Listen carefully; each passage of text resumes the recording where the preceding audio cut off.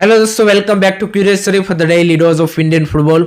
तो सबसे पहले बात करते हैं कल पेश किए गए इंडिया के 2025-26 बजट के बारे में फ्रॉम निर्मला ताई, और उससे इंडियन फुटबॉल को एंड ओवरऑल इंडियन स्पोर्ट्स को क्या मिला है वो जानते हैं। मिडिल क्लास को तो उन्होंने एक बड़ा गिफ्ट दे दिया, बट स्पोर्ट्स के लिए एज सच कोई यहाँ पे ज़्यादा यू कैन से कि उम्मीद वाली चीज़ें यहाँ पे रखी नहीं गई या फिर प्रोविज़न नहीं किए गए हैं। टोटल जो स्पोर्ट बजट है वो है 25-26 का 3800 करोड़ के अराउंड ऑलमोस्ट, जो कि लास्ट ईयर से 350 करोड़ प्लस है, जिसमें से यहाँ पे 1000 करोड़ खेलो इंडिया स्कीम को दिए गए हैं, 2100 करोड़ जो सेंट्रल स्कीम्स एंड प्रोजेक्ट्स है उसमें एलोकेट किए गए हैं, एंड 400 करोड़ यहाँ पे नेशनल स्पोर्ट फेडरेशन जो होते हैं AIFF जैसे बाकी स्पोर्ट्स के भी जो है उनको 400 करोड़ यहाँ पे दिए गए हैं।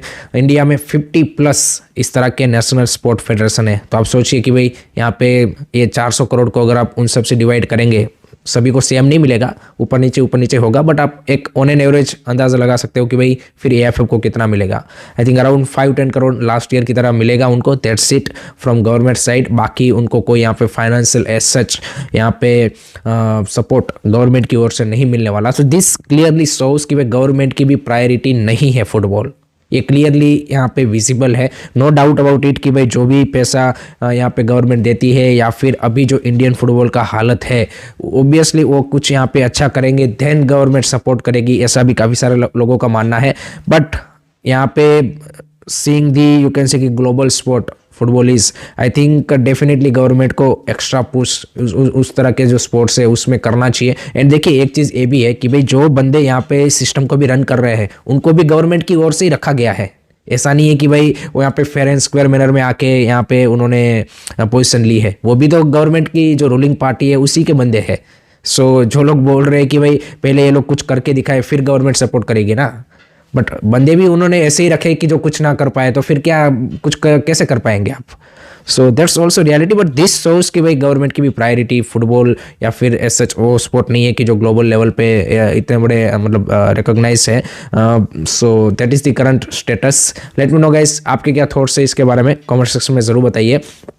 अब बात करते हैं कल खेले गए ISL के दो धमाकेदार मुकाबले के बारे में, जिसमें भाई पहले मैच में पंजाब FC ने भाई लास्ट मोमेंट में विनर मार के BFC को 3-2 से हरा दिया, एंड BFC का जो विनलेस स्ट्रीक है वो अब जाके पहुंच चुका है 6 matches. So big trouble for Zaragoza side. On the other side PFC के लिए भी है this is a crucial match to get a 3 point, because वो भी लास्ट 6-7 मैचेस से मैच जीते नहीं थे, तो उनके लिए भाई crucial 3 point and to remain in the playoff race. And जिस तरह से आप देखिए कि फर्स्ट हाफ दोनों टीमों ने खेला इक्वली था, आई वुड से couple of better chances from BFC I would से, बट अनफॉर्चुनेटली वो फिनिश नहीं कर पाए। 0-0 पे फर्स्ट हाफ खत्म हुआ। सेकंड हाफ की शुरुआत BFC के लिए लकी रही और वो एडगर मेंडेस का ब्रिलियंट गोल आ गया।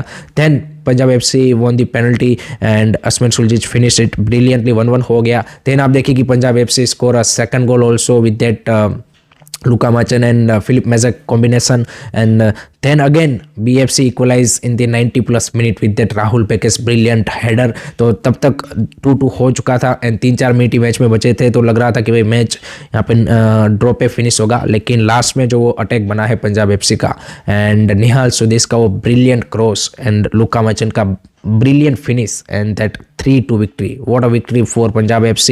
एंड जैसे मैंने बताया कि भाई बेंगलुरु FC जो कि कुछ मैचेस पहले सील्ड रेस में थी, अब वो यहाँ पे प्लेऑफ रेस में बने रहने के लिए भी यहाँ पे अभी उनके लिए क्या बोलते कि दिक्कत लग रही है। सो दैट्स हाउ क्विकली आप देखिए कि सिनारियो चेंज हो जाता है, बट लेट होप सो कि भाई सरगोजा की साइड यहाँ से कमबैक मारे, अदरवाइज अब जितने भी वो पॉइंट ड्रॉप करेंगे I think they will cost them in the playoff qualification. On the other side let's see Punjab FC क्या ये मोमेंटम कैरी फॉरवर्ड कर पाती है। नेक्स्ट मैच मोहन बगान के सामने है, सो डिफिकल्ट वन, सो वो यहाँ पे प्लेऑफ के लिए क्या क्वालिफाई कर पाएगी वो भी देखना इंटरेस्टिंग होगा। लेट मी नो गाइस आपको कैसा लगा मैच, कमेंट सेक्शन में ज़रूर बताइएगा।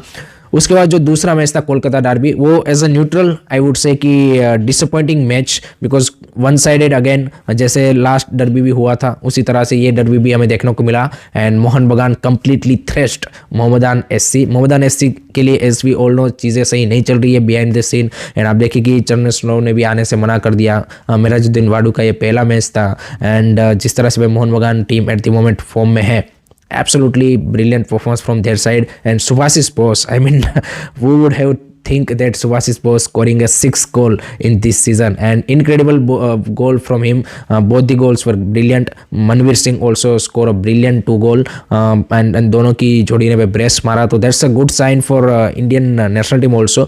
But no doubt Subhasis was attacking wise absolutely brilliant throughout this season, but defensively he has his drawbacks.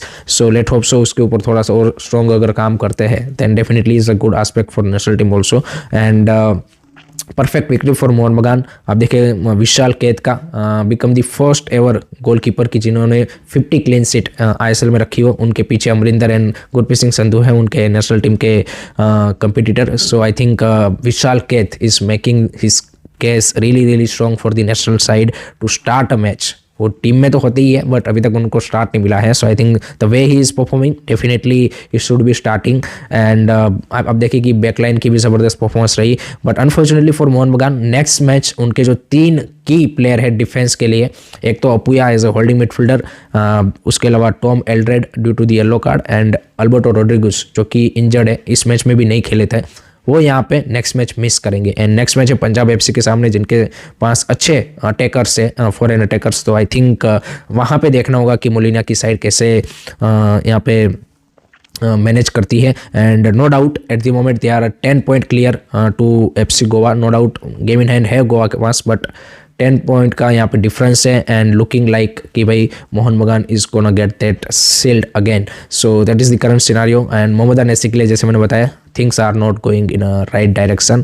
So overall disappointing ये भी रहा एक चीज़ कि भाई क्राउड भी आप देखिए कि उतना ज़्यादा इस मैच के लिए एक्साइटेड नहीं था. कोलकाता डर्बी थी but it's not look like कि ये भाई कोई इतना बड़ा डर्बी खेला जा रहा है, क्योंकि आई थिंक 10,000 के अराउंड ही फैंस भाई मैच को देखने आए थे. जबकि इससे बाकी जो मैचेस है उसमें भाई मोहन बगान के ज़्यादा फैंस आते हैं, on an average 30,000. So that's also so उसकी भाई उतना ज़्यादा फैंस का भी इस मैच में इंटरेस्ट नहीं था. But that is what it is. आपके क्या थॉट्स हैं बता दीजिए कॉमेंट में.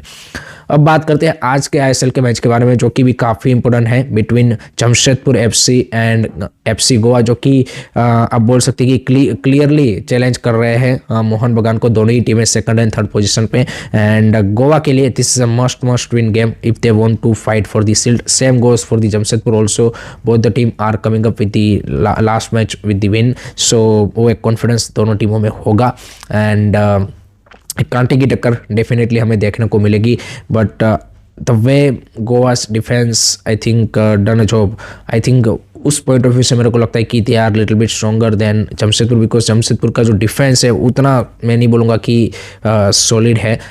सो I think Albino Gomes and यहाँ पे क्या बोलते हैं कि ऐसे के ऊपर ज़्यादा रिस्पॉन्सिबिलिटी है. सो बाकी प्लेयर अगर स्टेप अप करते हैं then they definitely can challenge Goa. So I am expecting a really close match but my prediction for this match is I am going with the 2-1 victory for Goa. Let me know guys आपका क्या prediction है, comment section में ज़रूर बताइए. Next उसके बाद बात करनी है यहाँ पे जो the federation of football coaches in India, उनके जो प्रेसिडेंट है संजय बैनर्जी, उन्होंने एएफएफ को लेटर लिखा है या फिर उनसे डिमांड की है कि भाई जो इंडिया में कोचेस है एएफएफ लाइसेंस कोचेस ABCD, उनको यहाँ पे मिनिमम वेजेस मिलने चाहिए. वाह, इनकी ओडेसिटी तो देखिए कि भाई यहाँ पे जो अभी उनको मिल रहा है वो कंपेयर टू अगर आप ऑल अराउंड दी वर्ल्ड देखेंगे grass root and youth level पे तो कई ज़्यादा भाई हमारे जो यहाँ पे कोचेस है उनको अच्छी खासी सैलरी मिल जाती है. And they are demanding a minimum wages. आप मेरे को एक चीज़ बताइए कि इन थर्ड क्लास कोचेस ने इतने सालों में कितने क्वालिटी प्लेयर हमको प्रोड्यूस करके दिए. And this people are demanding you can say कि मिनिमम वेजेस, कि भाई हमें कोचिस लाइसेंस लेने में हेवी फ़ी, अभी और ज़्यादा फ़ी बढ़ानी चाहिए भाई, क्योंकि ये यहाँ पे इस तरह के थर्ड क्लास कोचिस भाई 10-15 हज़ार पे करके डी लाइसेंस लेके कोच बन जाते हैं. इनकी फीस ज़्यादा रखनी चाहिए भाई. लोअर लेवल की ज़्यादा रखो, हायर लेवल की कम कर दो. AFC A and pro license की जो फ़ी है उसको कम करो और यहाँ पे नीचे जो लेवल है DC इसकी भाई ज़्यादा कर दो, क्योंकि ऐसे कोचिस भाई बने ना बने क्या फ़र्क पड़ता है. काफ़ी से लोग बोलते हैं कि भाई कोचिस भाई बच्चे इससे विदाउट कोचिस इस तरह के कोचिस से बिना सीखे भाई अच्छा यहाँ पे बन जाएंगे. ऐसे प्लेयर हमें ये प्रोड्यूस करके दे रहे हैं और हमने इसके एग्जांपल भाई हर साल अभी देख रहे हैं. यहाँ पे हमारी फुटबॉल की हालत इसीलिए ऐसी है क्योंकि हमारे पास क्वालिटी कोचेस नहीं है एंड इसलिए आपको क्वालिटी प्लेयर नहीं मिलेंगे. बेसिक जो हमारे प्लेयरों का है, बॉल कंट्रोल, टचेस, सब कुछ यहाँ पे भाई कहीं पे इंटरनेशनल लेवल पे टिक नहीं सकता, ऐसा है. एंड ये लोग यहाँ पे डिमांड कर रहे हैं, इनको लात मार के निकालना चाहिए भाई. आप देखो ना यूरोपियन कंट्री में पार्ट टाइम पे भाई ग्रास रूट पे कोचेस काम करते हैं, आपको तो फुल टाइम मिल रहा है, फिर भी आपको यहाँ पे मिनिमम वेजेस चाहिए। So this kind of things happens in Indian football. And आपको पता ही है कि भाई इंडिया में ओवर पेड ही सारी चीज़ें चल रही है इंडियन फुटबॉल में, चाहे वो प्लेयर्स हो, कोचेस हो, हर जगह पे। सो that is what it is, but ये डिमांड उन्होंने रखी है, दैट्स इट। अब बात करते हैं यहाँ पे आई लीग के कल के 2 मुकाबले के बारे में, जो कि भी काफ़ी इंटरेस्टिंग मुकाबले थे। पहले मुकाबले में भाई डेम्पो एससी को उन्हीं के घर पे भाई राजस्थान यूनाइटेड ने 4-0 से थ्रेसिंग दे दी है। And that's the biggest loss for Dempo SC this season in I league. And no doubt उन्होंने ऑल इंडियन स्क्वाड के साथ स्टार्ट किया था, उनके 2-3 फॉरेनर इंजर्ड भी थे, तो वो एक डेफिनेटली फैक्टर था। But I think Rajasthan United putting up a great fight and they are also, you can say, ki aiming for that top 4 position. So that's a great performance from their side. दूसरा जो match था वो था इंटरकाशी and Gokulam Kerala का। वो भाई काफ़ी exciting match रहा, जहाँ पे इंटरकाशी ने कमबैक मार के 3-2 से गोकुलम केरला को हराया and they move to the 3rd position. So ये एक टाइटल रेस के हिसाब से एक क्या पे बोलते हैं कि क्लियर कट एडवांटेज इंटरकाशी को भी यहाँ पे मिल गया है। So they have to maintain this momentum now because only 10 matches left. तो अगर उनको टाइटल जीतना है देन इस मोमेंटम को कैरी फॉरवर्ड करना पड़ेगा। लास्ट में बात कर लेते हैं IWL के भी कल 2 मुकाबले थे, जिसमें पहले मुकाबले में भाई किकस्टार्ट FC को उन्हीं के घर पे भाई नीता फुटबॉल एकेडमी ने 2-1 से हरा दिया है। So that's a little bit surprising result because kickstart is favourite in that match, but 2-1 से यहाँ पे नीता फुटबॉल एकेडमी ने उनको हरा दिया। दूसरी साइड अनदर ओडिशा क्लब, यहाँ पे ओडिशा FC ने भी 2-1 से श्रीभूमि को हरा दिया है and they move to the 2nd position. So at the moment East Bengal को जो डायरेक्ट कंपटीशन दे रहा है for the IWL title race वो है Odisha FC। So that's also interesting matches in IWL। So that's it from my side guys regarding today's Indian football news. I hope कि आपको video पसंद आया होगा। Keep supporting Indian football, don't forget to like, share and subscribe curious study. जय हिंद, जय भारत।